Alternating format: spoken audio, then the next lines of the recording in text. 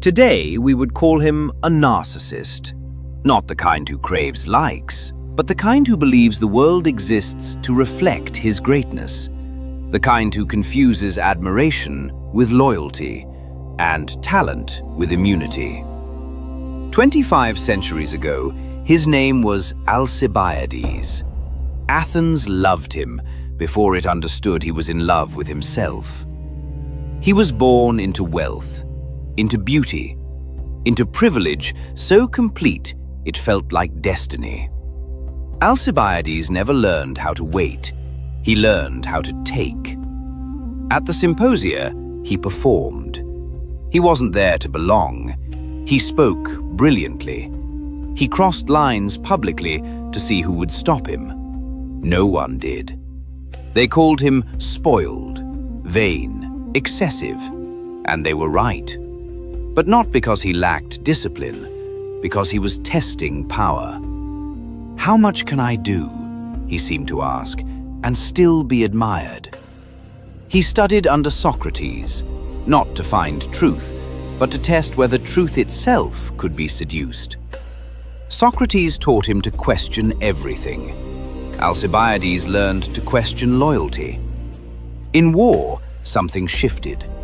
Wherever Alcibiades went, armies changed. Not only because they won, but because they thought differently. They adapted, they improvised, they believed intelligence could beat numbers. As long as he was loyal, everything he touched rose in level. And that was the problem. In Athens, talent is celebrated, but superiority is feared. Athens decides to invade Sicily, the largest expedition in Greek history. Alcibiades is chosen to lead, and his enemies know if he wins, he will be unstoppable. Just before the fleet sails, the city wakes to panic. The statues of Hermes are mutilated, the god of roads, of travelers, of messages, a religious scandal, and a political weapon. The accusation falls on Alcibiades. No proof, only rumor, and enemies who finally see an opening. He demands an immediate trial, here, now, before the fleet sails. They refuse. They send him away first. While he is abroad, he is tried in absence, condemned, his property seized, his death ordered. Athens does not execute him. It exiles him. So Alcibiades does what he has always done. He goes where he is still useful.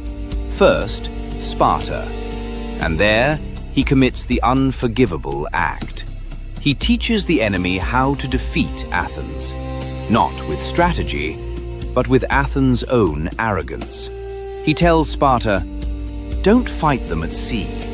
Occupy their land. Make them bleed slowly." Athens doesn't lose wars. It loses patience. Soon, Sparta fears him too.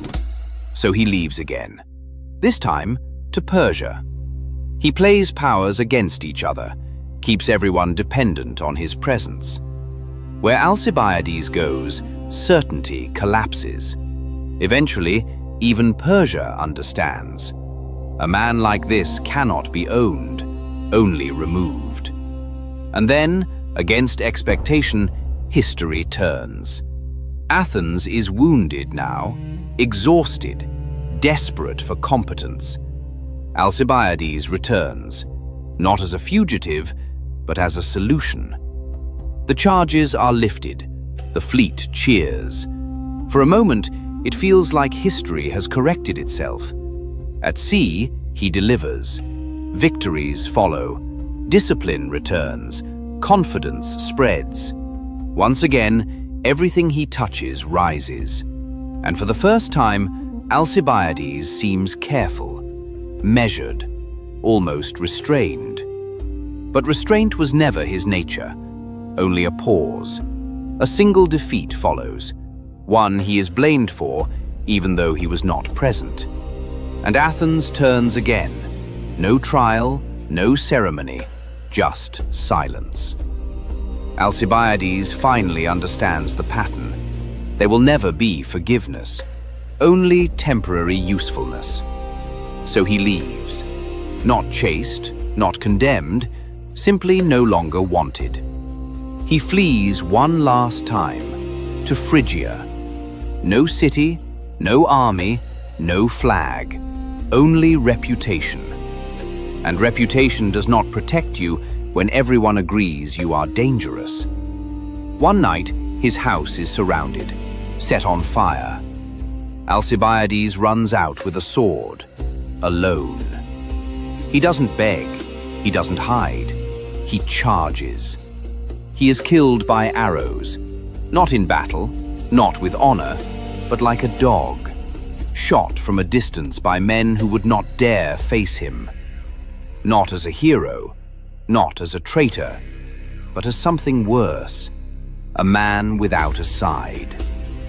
When Alcibiades looked in the mirror, he didn't see a man, he saw a monument. And monuments do not belong to cities.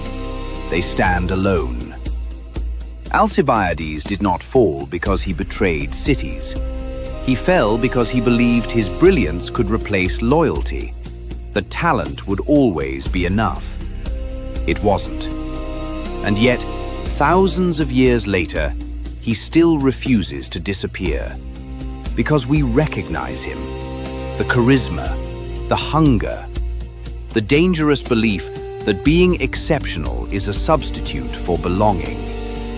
Alcibiades is not a lesson, he is a mirror. And some mirrors never let you look away.